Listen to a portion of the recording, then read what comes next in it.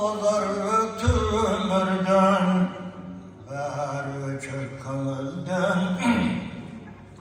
Berdeşten tayıp turganda, berdeyimde de körüldüm. Düşümü kirip vardayım, atmanda duracağım. Donguyu koygunur çaçuğa, tuş geldin de bibereyim. Şimdi parlatıp ömrüm, değiştiğin şey kırmızım. Haber döngülüm, hayradan bir ağlan bekledim.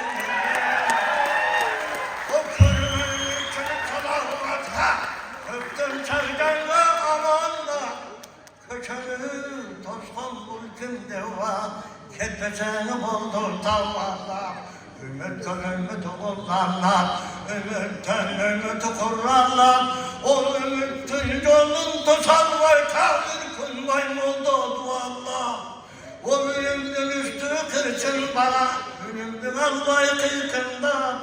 Ülkütü koygoz ülkü ya, ülkün bay moldu seykırlar. Ey berekette! Sırtsada dağlar, toğlak şuradan tadağlar.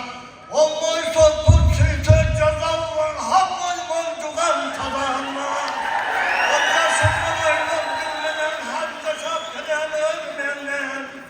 Can aşkın diğerleri benleyin, harcanında gülmen sürmenden. O kömürüm öşen, gülmeden nartın korudu kellem gündenden. Kuyuğunda bilgen şamcat paytan, kuyuktu sıranı bilmegen. İşensen var bu sözünde, o işaret verçiverimde. İlave inan çıkan ota, irmele tüpsünü közümde. O bernayım gülvak ben tosma, bernayım abbaklı koşma. Bernayım iş oğlanın ağır, ha bernayım oğlan ben damır. O bernayım görkün, ben kuyurta, bernayım kuyurun en yaşar. Bernayım altın men kırgırta, bernayım kuyun men yaşar. Bernayım bergin cançına, bernayım şar men darça.